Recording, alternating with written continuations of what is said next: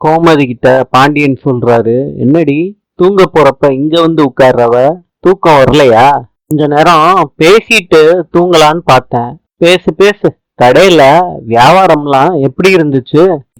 நல்ல வியாபாரம் தான். கடையில வியாபாரம் பார்த்து பார்த்து கை வலிக்குது. அதுவும் இல்லாம ரோட்ல நடந்து வர முடியல. வெயிலு என்ன அடி அடிக்குது. என்ன கோமதி, பக்கத்து வீட்டுக்காரங்க கூட ரொம்ப நேரம் பேசிக்கிட்டு இருந்த போல. ஆமாங்க. என்னவா, அவங்களுக்கும் மருமகளுக்கும் ஏதாவது பிரச்சனையா? இது என்னைக்கு தாங்க முடிஞ்சிச்சு? பாவங்க அந்த அக்கா. இந்த நல்ல மனசுக்கு அப்படி ஒரு மருமக. இங்க பேசிக்கிட்டு இருக்கப்ப என்ன சொன்னாங்க தெரியுமா? என்ன சொன்னாங்களாம்? நீ கொடுத்து வச்சிருக்க கோமதி, பசங்க அவங்க விருப்பப்படி கல்யாணம் பண்ணிக்கிட்டாங்க. வந்திருக்க மருமக உன்னைய தங்கமா பாத்துக்கிறாங்க அப்படின்னு சொன்னாங்க. நிஜமாலே மீனாவும் ராஜியும் ரொம்ப தங்கமான பிள்ளைங்க. ஆனா மயிலுக்கு என்ன குறைச்சலாம்? என்னங்க, மயிலுக்கு என்ன குறைச்சலு? அது ஆடம் நல்லா இருக்கும். என்ன நக்கலா? சும்மா சொன்னீங்க. இந்த பிள்ளையும் நல்ல பிள்ளைதான். மயிலு நம்ம பார்த்து கல்யாணம் பண்ணி வச்ச பொண்ணுங்க. இருந்தாலும் ராஜியும் மீனாவும் அந்த மாதிரி கிடையாதுல்ல. அவங்க நம்ம குடும்பத்தை அனுசரிச்சு போறாங்க. அது பெரிய விஷயங்க. அப்படி அவங்க இருக்கும்போது நம்மளும் அவங்க பக்கம் கொஞ்சம் நிக்கணும் இல்லைங்க. இப்ப என்ன நிக்கலையா? இல்ல, சொல்றேன்னு தப்பா எடுத்துக்காதீங்க. நான் சொல்லி நீங்க கேக்குற இடத்துல இல்ல. உங்களுக்கே எல்லாம் தெரியும். இருந்தாலும் சொல்லு. ஏங்க, தூங்காதீங்க. என்ன பிரச்சனை உனக்கு? நான் வாட்டுக்கு பேசிக்கிட்டே இருக்கேன், நீங்க வாட்டுக்கு தூங்கிக்கிட்டே இருக்கீங்க. வருஷ கணக்குல என்கிட்ட பேசிக்கிட்டு தானே இருக்க. காண்டி இப்ப தூங்குவீங்களா? இது என்னங்க பழக்கம், பேசிக்கிட்டு இருக்கப்ப தூங்குறது? முத நான் என்ன சொல்றேன்னு கேளுங்க. இது கை கால்லாம் வலிக்குதுரி. தூங்க விடுறி என்னைய. பாருங்க, கொஞ்ச நேரம் பேசிட்டு தூங்கலாம். தூங்க போறவன தூங்க விடாம இப்படி படுத்திக்கிட்டே இருக்கியே, உனக்கு நேரங்காலம் இல்லையா? எங்க நேரம் இருக்கு? காலையில எந்திரிக்கீங்க, பேப்பர் படிக்கிறீங்க, திருப்பி கடைக்கு கிளம்பி போயிடுறீங்க. திருப்பி நைட்டு வந்த உடனே சாப்பிட்டு தூங்கிடுறீங்க. நான் எப்படி பேசுறதா? முன்னாடியாவது சாப்பிட்றதுக்கு வீட்டுக்கு வருவீங்க, கொஞ்ச நேரம் நம்ம பேசிக்கிட்டு இருப்போம். பிள்ளைங்களும் வீட்டுல இருக்காதுங்க. அதுக்கும் வழி இல்லாம போயிடுச்சு. திருமக சாப்பாடு கொண்டுட்டு வரா. திரும்ப திரும்ப அங்கேயே போற. பிள்ளை சாப்பாடு கொண்டுட்டு வர்றதுனால எனக்கு எம்புட்டு நேரம் மிச்சமாகுது தெரியுமா? அப்பனா நான் சாப்பாடு கொண்டுட்டு வரேங்க, நீ எதுக்கடி வர்ற? சும்மா அணத்திக்கிட்டே இருக்காத. அந்த பிள்ளைகிட்டே கொடுத்து அனுப்பு. இல்ல, வேலையா இல்ல, அம்புட்டு வேலை கிடக்கு. இல்ல, வேலையெல்லாம் நீயே பாரு. இதோ பாருங்க, மயிலு சாப்பாடு கொண்டுட்டு வர்றது எனக்கு சுத்தமா பிடிக்கல. பூர்த்தி, அந்த பிள்ளை சாப்பாடு கொண்டுட்டு வர்றது எனக்கு பிடிச்சிருக்கு. இல்ல, கொண்டுட்டு வரட்டும். அதுல உனக்கு என்ன பிரச்சனை? இல்லைங்க, அது சாப்பிட வரோன்னு வெயில்ல அங்கிட்டும் இங்கிட்டும் அலைஞ்சுக்கிட்டு கிடந்தோம். இந்த பிள்ளை வேண்டாம் கஷ்டப்படாதீங்கன்னு அது சாப்பாடு கொண்டுட்டு வருது. வீட்டுல இருக்கிறப்ப அந்த பிள்ளைதான் அப்பாவுக்கு சோறு கொண்டுட்டு போகுமா. இந்த ஞாபகத்துல எனக்கு எடுத்துட்டு வருது. யோசிச்சா சந்தோஷமான விஷயம் தானே. விடு கோமதி, இத போய் வேணான்னு சொல்ற. நாம போய் படுறி. நான் பேசியே முடிக்கல. கோமதி, எதா இருந்தாலும் காலையில பேசு, இல்லாட்டி சாயங்காலமா பேசு. கும்பிடுறேன் ஜாமி. சித்தப்பா. ராஜிமா, சொல்லுமா. அம்மா, அதுக்குள்ள விடிஞ்சிருச்சா? இன்னும் விடியல சித்தப்பா. நீ 11 தான் ஆகுது. என்னம்மா, நீ இன்னும் தூங்காம இங்க என்ன பண்ற? கதிர் இன்னும் வரல சித்தப்பா. அக்கம்மா 10:30 மணிக்கெல்லாம் வந்துருவான்ல. நீ அவனுக்கு போன் பண்ணி பாத்தியா? போன் பண்ணிட்டேன் சித்தப்பா. சுவிட்ச் ஆஃப்னு வருது. கதிரை ஆஃப் பண்ணி வைக்க மாட்டானே. வந்துருவாம்மா. வீட்டு நேரம் கதிரு வீட்டுக்கு வராம இருந்ததே இல்ல. மிஞ்சி மிஞ்சி போச்சுன்னா ஒரு 10:45 போல வந்துருவாப்ல. ஒருவேளை வேலை அதிகமா இருக்குமா அவனுக்கு? சித்தப்பா, உங்களுக்கு கதிர் வேலை செய்யற இடம் தெரியுமா? ஆபீஸ தாம்மா எனக்கு தெரியும். அவன் வீடு வீடா போய் சாப்பாடுல கொடுத்துக்கிட்டு இருப்பான். என்ன பண்றது தெரியலையம்மா. அவன் ஃப்ரெண்டு வீட்டுக்கு போயிருப்பானோ? அப்படி போயிருந்தாலும் சீக்கிரத்துல வந்துருவாப்ல. ஃப்ரெண்டு சதீஷ் நம்பர் என்கிட்ட இருக்கு. இரு, போன் பண்ணி கேட்டு பாப்போம். அம்மா ராஜி, வந்துட்டான்னு நினைக்கிறேன், போய் பாரு. ஏய், எங்கடா போன? வேலைக்கு தான். அது தெரியுதுரா. ஏன் இம்புட்டு நேரம்னு கேக்குறேன். நான் என்ன ஆபீஸ் வேலைக்கா போறேன்? டான்னு டயத்துக்கு வர்றதுக்கு முன்ன பின்னதான் ஆகும். அதுக்குன்னு இம்புட்டு லேட்டா வாடா ஆகும். ராஜி பாரு, கலங்கி நிக்குது. எதுக்கு ராஜி பதறணும்? போன் வேற ஆஃப் ஆயிருந்துச்சு. சார்ஜ் இல்ல, அதனால ஆஃப் ஆயிருக்கும். நீ ஃப்ரெஷ் அப் ஆயிட்டு வா, சாப்பாடு எடுத்து வைக்கிற. ஏய் கதிரு, நில்லுடா. இன்னும் நீ தூங்கலையா? கதிர் இன்னும் வரலன்னு பேசிக்கிட்டு இருந்தோம். அதான் மச்சான் வந்தான். ஏய் மணி என்னடா ஆச்சு? 11:40 மச்சான். ஏய், இது என்ன சத்திரமா? கண்ட நேரமும் வர்றதுக்கும் போறதுக்கும் வேலைன்னா முன்ன பின்ன ஆகதான் செய்யும். இங்க பாடுறா பழனி, நான் எங்க போறதா இருந்தாலும் 10 மணிக்குள்ள வீட்டுக்கு வந்துடணும். இப்படி நினைச்ச நேரத்துக்கெல்லாம் வர முடியாது. முடியுமா முடியாதான்னுலாம் கேட்கல, 10 மணிக்குள்ள வரணும். நீ வரலாட்டி கதவை பூட்டிடுவேன். விடிய விடிய திண்ணையில தான் படுக்கணும். இல்லாட்டி எங்கேயாவது ரோட்ல போய் படுக்க சொல்லு. மனுஷனோட உறக்கத்தை கெடுத்துக்கிட்டு கண்ட நேரத்துக்கு வருவாராம். இந்த பிள்ளை விடிய விடிய முழிச்சுக்கிட்டு இருந்து கதவை திறந்து விடணுமா? பாவண்டா அந்த பிள்ளை. என்ன மச்சான், அவன் என்ன சினிமாவுக்கு போறானா இல்லாட்டி எங்கேயாவது ஊரு சுத்துறானா? வேலைக்கு தானே மச்சான் போறான், அதுக்கு போய் திட்டணுமா? நான் என்ன பண்ணணும் என்ன பண்ணக்கூடாதுன்னு சொல்ற அளவுக்கு நீ பெரிய மனுஷன் ஆயிட்டியாடா? போட்டேனா தான் தெரியும் மச்சான். நீங்க எல்லாத்துக்கும் திட்டிக்கிட்டு இருந்தீங்கன்னா எப்படி மச்சான்? நைட்டு 12 மணி முடியும் முழிச்சுக்கிட்டே உட்கார்றா. நாளைக்கு வியாபாரம் நடக்கிற இடத்துல நல்லா வந்து தூங்கு. பாரு வந்துட்டான் பெருசா நியாயம் கேட்கறதுக்கு. பேசாம படுத்து தூங்குடா. நியாயமா மச்சாங்கிட்ட பேசிடக்கூடாது. இதுக்கப்புறம் எப்படி தூங்குறது? புறண்டுகிட்டு இருக்க வேண்டிதான். போய் ஃப்ரெஷ் அப் ஆயிட்டு வா, சாப்பாடு எடுத்து வைக்கிறேன். ஜி எனக்கு சாப்பாடு வேண்டாம். ஆமா பேசுனதுக்கெல்லாம் கோவிச்சுக்கலாமா? காண்டி அத்தை சமைச்சு வச்சிருக்காங்க. நீ சாப்பிடாம படுத்துட்டா அதை நினைச்சு நினைச்சு அவங்களும் நாளைக்கு சாப்பிடாமே படுத்துருவாங்க. ஸ்ரீராஜி கை கால் மூஞ்சி எல்லாம் கழுவிட்டு வரேன். ஆம்லேட் போட்டுக்கிட்டு இருக்கேன், இன்னும் 2 நிமிஷம், அதுக்குள்ள எடுத்துட்டு வந்துடுறேன். இங்கேயும் வந்த அங்க போய் உட்காரு, நான் எடுத்துட்டு வரேன். ராஜி நான் இங்கேயே நிக்கிறேன், நீ பண்ணு. உட்காந்து சாப்பிடு. பரவாயில்ல. எதுக்கு நீ இதெல்லாம் பண்ற? நான் பண்ணாம அடுப்புல வந்து உட்காந்து ஆம்லேட் ஆயிருமா? அப்படி சொல்லல, நேரத்துக்கு படுத்து தூங்க வேண்டியதுதானே. அப்புறம் யாரு கதவை வந்து திறப்பாங்களாமா? ஒரு டூப்ளிகேட் சாவி ரெடி பண்ணணும்னு நினைச்சேன், மறந்துட்டேன். உள்தாப்பால் போட்டா என்ன பண்ணுவ? அது வேற இருக்குல்ல.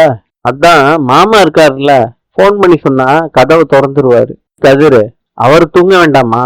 நான் எப்படியாவது வர்றேன், கதவை உடைச்சிட்டாவது வர்றேன். கதவு திறந்ததுக்கே மாமா திட்டுறாரு, இதுல கதவை உடைச்சிட்டு வேற வருவியாக்கு. எப்படியோ வந்துட்டு போறேன், எனக்காண்டி முழிச்சு இதெல்லாம் நீ பண்ண வேண்டாமே. அப்பனா நீ கொஞ்சம் சீக்கிரமா வா. இப்படி எங்க அப்பா சொன்ன மாதிரி 10 மணிக்கா? அம்புட்டு சீக்கிரம்லாம் வர வேணாம், எப்பயும் வர்ற மாதிரி வா. நான் வரணும்னு தான் நினைச்சேன், லாஸ்ட் மினிட்ல ஒரு ஆர்டர் வந்துருச்சு, அதுதான் லேட் ஆயிடுச்சு. இருக்கிறத வச்சு சாப்பிட்டுக்கிறேனே, எதுக்கு கஷ்டப்பட்டு ஆம்லெட்லாம் போட்டுக்கிட்டு? ஆம்லெட் இருந்தாதான் நீ நல்லா சாப்பிடுவியான். அத்தை ஸ்ட்ரிக்டா சொல்லிட்டு போயிட்டாங்க. இல்லைனாலும் சாப்பிடதான் செய்வேன். எனக்காண்டி நீ முழிச்சுக்கிட்டு இருக்க வேணாம். இந்த மாதிரி ஆம்லெட் போடுறேன் ஆஃப் பாயில் போடுறேன்னு வந்து நிக்காத, சரியா? 1/2 மணி நேரம் எக்ஸ்ட்ராவா முழிச்சிருக்கேன், அது என்ன பெரிய விஷயமா? வேண்டாம், எனக்கு ரொம்ப கஷ்டமா இருக்குல்ல. நான் வேணா வெளியே சாப்பிட்டு வந்துடவா? டெய்லி வெளியே சாப்பிட்றதுக்கு காசு இருக்கா உங்ககிட்ட? சாப்பிட்றதுக்கும் வீட்டுல தங்குறதுக்கும் தானே காசு கொடுக்கற. இந்த மாசத்துல இருந்து எக்ஸ்ட்ராவா வேற கொடுக்கறேன்னு சொல்லியிருக்க. அப்புறம் எதுக்கு வெளியே சாப்பிடணும்? வீட்லயே சாப்பிடலாம்ல. மாதிரி விதவிதமா ஆக்கி போட்டு கூடையே பரிமாறுவன்னு எனக்கு சத்தியமா தெரியாது. இதை நினைச்சு நீ சந்தோஷம்தான் படணும், எதுக்கு வருத்தப்படணும்? இருந்தாலும் இதெல்லாம் எனக்கு ஒரு மாதிரியா இருக்கு. நீ சமைச்சிட்டு டைனிங் டேபிள்ல வைக்கிறதோட விட்டுரு. நான் எப்ப வர்றேனோ அப்ப எடுத்து போட்டு சாப்பிட்டுக்கிறேன். எல்லாம் ஒண்ணும் இல்ல, எனக்கும் சேர்த்து தானே நீ வேலைக்கு போற. எப்படி நீ வேலைக்கு போறவன் வந்தியா சாப்பிட்டியா தூங்குனியான்னு நான் எப்படி யோசிக்காம இருக்க முடியும்? இப்படிலாம் இல்ல. சட்னி வச்சுக்கிட்டியா? நான் என்ன சொல்ல வரேன்னா, உனக்கு ஸ்பெஷலா அரைச்சு வச்சிருக்காங்க, எடுத்துட்டு வரட்டுமா? எடுத்துட்டு வா. காலையில விடிஞ்சிருச்சு. கதிரும் செந்திலும் எக்ஸசைஸ் பண்றாங்க. கதிர் சொல்றாரு ஜிம்ல சேரலான்னு நான் நினைச்சுக்கிட்டே இருந்தேன், அதெல்லாம் நடக்க மாட்டேதே. செந்தில் சொல்றாரு ஜிம்மெல்லாம் நமக்கு ஒரு கனவுடா, இந்த 2 தம்பிள்ஸையும் வாங்குறதுக்கு நான் பட்ட பாடு இருக்கே. ஐயோ, கொஞ்ச நாள் போகட்டும்னு இன்னும் கொஞ்சம் எக்யூப்மெண்ட்ஸ் எல்லாம் வாங்கி போடுறேன். சார் இப்ப வேலைக்கு போறீங்கல்ல, நீங்க வாங்கி போடுவீங்க. எல்லாம் போடுங்க சார். அம்மா நேத்து எத்தனை மணிக்குடா வந்த கதிரு? நான் தூங்குற முடியும், நீ வந்த மாதிரியே தெரியலையே. நேத்து கொஞ்சம் லேட்டா தானே வந்தேன். யாரா திறந்து விட்டா? அம்மாவா? இல்லன்னு ராஜி தான் கதவை திறந்து விட்டா. எனக்கு சாப்பாடெல்லாம் எடுத்து கொடுத்துட்டு அதுக்கப்புறமா தான் தூங்கவே போனான். எனக்காண்டி வெயிட் பண்ணாதுன்னு நான் எத்தனையோ ட்ரிப் சொல்லியிருக்கேன், கேட்கவே மாட்டேரா. இது நல்ல பிள்ளடா. நம்ம அவரை பேச்ச கேட்காம கல்யாணம் பண்ணிக்கிட்டோம், நம்மள திட்டுறாரு. நமக்கு அமைஞ்ச 2 பொண்ணுங்களும் தங்கமான பொண்ணுங்கடா. அப்பாவா பார்த்து கல்யாணம் பண்ணி வச்சிருந்தா கூட இப்படிப்பட்ட பொண்ணுங்க கிடைச்சிருக்கவே கிடைச்சிருக்காது. என்ன பண்றது? அப்பா அத புரிஞ்சுக்கவே மாட்டேறாங்கடா. மீனாவும் நல்ல கேரக்டர், வசதியான இடத்துல வாழ்ந்துகிட்டு இருந்தவ. நம்ம வீட்டோட எல்லாம் ஒத்து போவாளான்னு ரொம்ப யோசிச்சிருக்கேன். அவ என்னவோ பிறந்ததுல இருந்து இங்கேயே வாழ்ற மாதிரி எல்லாரோடையும் ஒத்துமையா இருக்கா. மீனா வந்ததுல இருந்து என்னென்னலாம் வீட்டுல நடந்துச்சு. அப்பா எத்தனை ட்ரிப்பு சுள்ளு சுள்ளுன்னு பேசியிருப்பாரு. அப்பா எதையுமே கண்டுகிட்டதே இல்ல. என்கிட்ட ஒரு சின்ன சண்டை கூட போட மாட்டேறாடா. இப்ப அவளையே எடுத்துக்கோயே, பெரிய இடத்து பொண்ணுன்னா கொஞ்சமாவது திமிரு இருக்கும்ல.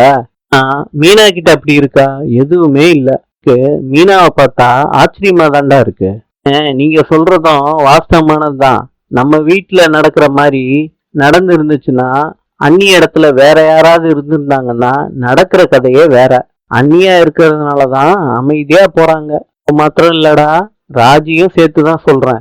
நாலு அப்பா புரிஞ்சுப்பாரு நம்ம பசங்க தப்பு பண்ணலன்னு. கதிரு, குமார இப்ப எல்லாம் ஆளே காணமே. அததானே யோசிக்கிறேன். இல்லாட்டி வாரத்துக்கு ஒரு 7.5 இழுத்துக்கிட்டே வருவான். இப்ப எல்லாம் குமாரு ரொம்ப அமைதியா இருக்கானே. என்ன நம்ம கிட்ட வாங்கின அடி அப்படி. குமாரு வீட்டுக்கு எதிரிலே நின்னுகிட்டு இருக்காரு. அவங்க ஃப்ரெண்டு கிட்ட போன் பேசிக்கிட்டு இருக்காரு. ஜிம்ல இருக்கியா? ஏண்டா பள்ளி மாதிரி இருப்ப, உனக்கு எதுக்குடா ஒர்க் அவுட்லாம்? அதனால ஒரு 2 கிலோ வெயிட்ட கூட தூக்க முடியாது. எல்லாம் ஒர்க் அவுட் பண்ணா காமெடியா இருக்கும்டா. இன்னைக்கு அவன் வாங்க போறான்னு தீமா சொல்றேன்னு நீ வேணா பாத்துக்கிட்டே இரு. குமார் சொல்றாரு, உடம்புனா என்னைய மாதிரி இருக்கணும்டா. பல வருஷமா ஒர்க் அவுட் பண்ணிக்கிட்டு இருக்கேன். இவன் காமெடியா பேசுறானா சீரியஸா பேசிக்கிட்டு இருக்கானா? சீரியஸா பேசுறேன்னு நினைச்சுக்கிட்டு காமெடி பண்ணிக்கிட்டு இருக்கானே.